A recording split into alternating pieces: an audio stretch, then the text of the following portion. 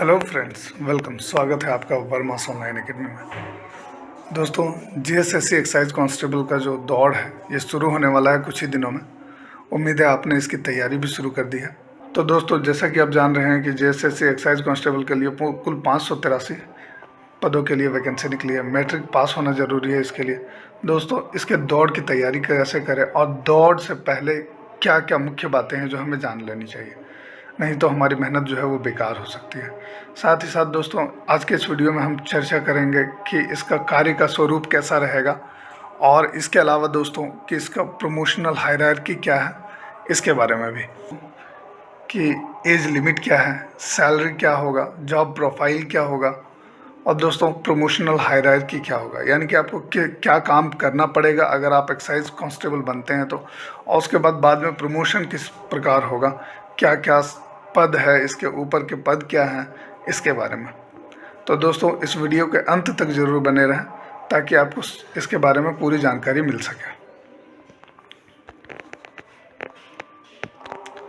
सबसे पहले बात आता है दोस्तों विज्ञापन संख्या 1 2022। ये पहला विज्ञापन है 2022 का। झारखंड उत्पाद सिपाही प्रतियोगिता परीक्षा JECCE 2022 के नाम से ये विज्ञापन प्रकाशित हुई है। दोस्तों, अगर हम बात करें सबसे पहले रिक्तियों के विवरण की, तो दोस्तों रिक्तियां जो हैं इसमें अच्छी खासी रिक्तियां हैं।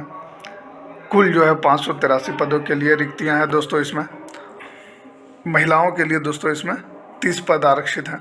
खेलकूद कोटा पर जो है दोस्तों ये 12 पद जो है वो आरक्षित किए गए हैं।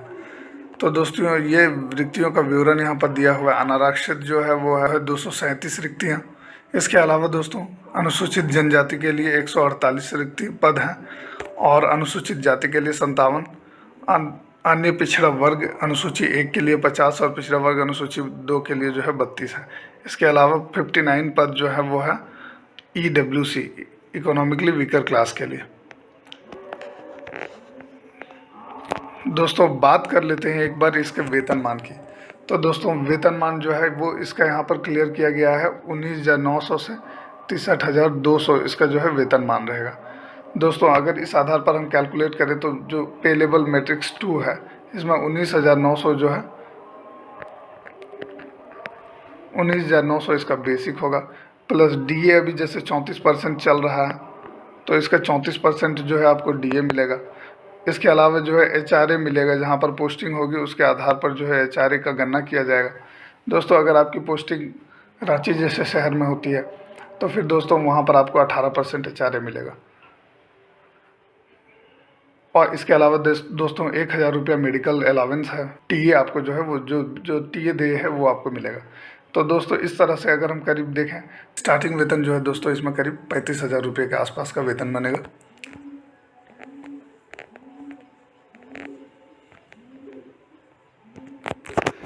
दोस्तों, एक नज़र डाल लेते हैं हम लोग आयु सीमा के ऊपर कि आयु सीमा किस तरह से रखा गया है। दोस्तों, इसका गणना का जो तिथि है ये रखा गया है 1/8/2022। 1 अगस्त 2022 के आधार पर इसकी गणना की जाएगी। न्यूनतम आयु सीमा दोस्तों 18 वर्ष है। और दोस्तों अधिकतम आयु सीमा जो है अगर आप अनारक्षित या आर्थिक कमजोर वर्ग से हैं तो 25 वर्ष है।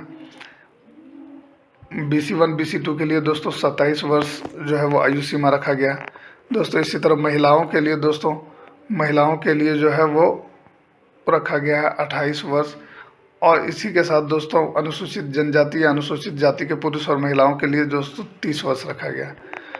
दोस्तों, इसके अलावा यहाँ पर हम देखते हैं कि भूतपूर्व सैनिकों को अधिकतम आयु सीमा में 5 वर्षों की अतिरिक्त छूट दिए जाने का प्रोविज़न किया गया है। 5 वर्षों का अतिरिक्त छूट दिया जाएगा इसमें, मगर इसके लिए दोस्तों आपको भूतपूर्व सैनिक होने से संबंधित प्रमाण पत्र समय पर आयोग के समक्ष प्रस्तुत करना पड़ेगा।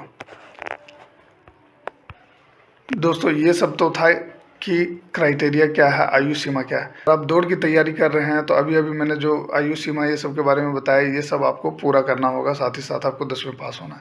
दोस्तों, इसके साथ ही शारीरिक दक्षता परीक्षण होगा, और इसमें दोस्तों आपको 60 मिनट में 10 किलोमीटर, अगर आप पुरुष हैं तो आपको 60 मिनट में 10 किलोमीटर का दौड़ कंप्लीट करना होगा। महिलाओं के लिए 40 मिनट में 5 किलोमीटर की दौड़ जो है वो पूरी करनी होगी। तो आप इसकी तैयारी कर रहे हो दोस्तों, इससे पहले कि आप इसकी तैयारी कर रहे हो, कुछ चीज़ों का ध्यान रखना है जो मैं अभी आगे बताने जा रहा हूँ। दोस्तों इसके लिए जो अन्य क्राइटेरिया जो दिया गया है उत्पाद सिपाही के लिए, इस पर एक नज़र अगर हम डालते हैं तो हम पाते हैं कि इसमें अनारक्षित या EWC कैटेगरी के जो अभ्यर्थी हैं उनके लिए ऊंचाई का जो क्राइटेरिया दिया हुआ है 160 सेंटीमीटर न्यूनतम ऊंचाई होनी चाहिए। अगर आपकी ऊंचाई 160 सेंटीमीटर से कम है तब तो फिर कोई बात ही नहीं बनता है दोस्तों। 160 सेंटीमीटर जो है वो न्यूनतम ऊंचाई होनी चाहिए। अनुसूचित जनजाति के अभ्यर्थियों के लिए दोस्तों 155 सेंटीमीटर न्यूनतम होना चाहिए। और इसी तरह दोस्तों सीना का जो माप है वो दिया हुआ है अनारक्षित के लिए 81 सेंटीमीटर, अनुसूचित जनजाति के लिए ऊंचाई जो है 155 है और साथ ही साथ न्यूनतम 79 सेंटीमीटर होना चाहिए। दोस्तों अनुसूचित जाति के लिए भी 155 और 79 ये क्राइटेरिया रखा गया है। BC1 के लिए दोस्तों न्यूनतम ऊंचाई 160 सेंटीमीटर होना चाहिए और सीना दोस्तों 81 सेंटीमीटर होना चाहिए। BC2 के लिए भी दोस्तों 160 और 81 क्राइटेरिया रखा गया। महिलाओं के लिए दोस्तों ऊंचाई कब मेजर किया जाएगा, ये 148 से कम नहीं होना चाहिए। और फ्रेंड्स एक और जो इम्पोर्टेंट चीज़ यहाँ दिया हुआ है, अभ्यर्थियों के शारीरिक बनावट में मुड़ा हुआ घुटना नहीं होना चाहिए, धनु पैर नहीं होना चाहिए, समतल पैर नहीं होना चाहिए, स्पित सिरा नहीं होना चाहिए, उंगलियों का उचित ढंग से नहीं घूमना, ये सब चीज़ नहीं होना चाहिए, दृष्टि दोष नहीं होना चाहिए दोस्तों, कलर ब्लाइंडनेस नहीं होना चाहिए, रतौंधी नहीं होना चाहिए, और इस तरह के जो कम्युनिकेबल फिजिकल या मेंटल डिजीज हैं ये सब चीज़ का जांच किया जाएगा। ये सभी से अगर आप मुक्त हैं तभी आपको इसमें से सिलेक्शन किया जाएगा। दोस्तों ये वीडियो जो बनाने का मुख्य उद्देश्य था ये मैंने आपको बता दिया। साथ ही साथ दोस्तों अब हम लोग देख लेते हैं कि इसका जॉब नेचर क्या होगा। दोस्तों इसका जॉब प्रोफाइल क्या होगा, क्या काम रहेगा अगर आप एक्साइज कांस्टेबल बनते हैं तो इसके बारे में हम लोग चर्चा करते हैं। और दोस्तों इसके बाद हम लोग चर्चा करेंगे कि एक्साइज कांस्टेबल का प्रमोशनल हायरार्की क्या है और उनके ऊपर के पद कौन से हैं और उनका प्रमोशन किन पदों पर होने वाला है। तो दोस्तों सबसे पहले तो हम देख लेते हैं कि जॉब नेचर। दोस्तों एक्साइज कांस्टेबल जो है वो उत्पाद सिपाही के नाम से जाने जाते हैं। दोस्तों इनका जो मुख्य काम है यह जो राज्य की मद्य नीति है यानी कि शराब नीति जो है इसका अनुपालन सुनिश्चित कराना। दूसरा जो पॉइंट है दोस्तों, पहला तो है कि मद्य नीति का अनुपालन सुनिश्चित कराना। दूसरा है दोस्तों राज्य में मद्य के अवैध परिवहन और शराब के संग्रह पर निगरानी रखना। अगर गलत तरीके से इसका परिवहन किया जाता है, शराब का संग्रहण किया जाता है, तब जो है इस चीज़ पर आपको निगरानी रखना होगा।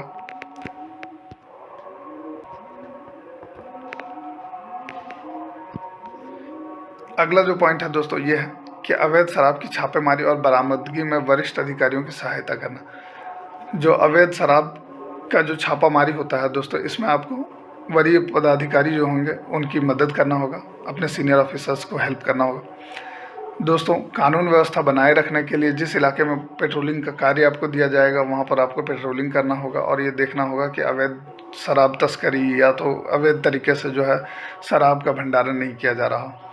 और इसके अलावा दोस्तों अन्य मिसलेनियस कार्य मल्टीटास्किंग वर्क जो है आपको दिया जा सकता है। जैसे हो सकता है अगर आपकी पोस्टिंग ऑफिस में रख दी गई हो तो आपको ऑफिस से जुड़े हुए कुछ काम करने पड़ सकते हैं। तो ये सब जो है दोस्तों ये है उत्पाद सिपाही का जॉब प्रोफाइल, ये सब काम उनको करना पड़ता है।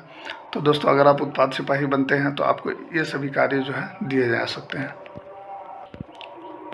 दोस्तों इसका जो प्रमोशनल हायरार्की है यह कुछ इस प्रकार है। सबसे पहले जो है आपका एंट्री होगा एक्साइज कांस्टेबल में। एक्साइज कांस्टेबल के रूप में आपकी एंट्री होती है दोस्तों। उसके बाद दोस्तों इसमें आपको हेड कांस्टेबल के रूप में प्रमोट किया जाता है। पहला प्रमोशन जो है वो है हेड कांस्टेबल के रूप में। दूसरा प्रमोशन जो होगा दोस्तों वो है ASI यानी असिस्टेंट सब इंस्पेक्टर आप बनेंगे। तीसरा प्रमोशन जब होगा दोस्तों वो होगा सब इंस्पेक्टर के रूप में। और इसके बाद का प्रमोशन दोस्तों इंस्पेक्टर के रूप में होता है। तो दोस्तों ये तो था एक्साइज कांस्टेबल से जुड़े हुए कुछ महत्वपूर्ण चीज़ों के बारे में, कुछ महत्वपूर्ण डिटेल्स जो आपको जानना ज़रूरी था। तो दोस्तों उम्मीद है आपको यह वीडियो पसंद आया होगा। वीडियो पसंद आया तो इसे लाइक कीजिए, हमारे चैनल को सब्सक्राइब कीजिए और ताकि आपको समय समय पर इससे जुड़े हुए सारी जानकारी मिलती रहे। धन्यवाद।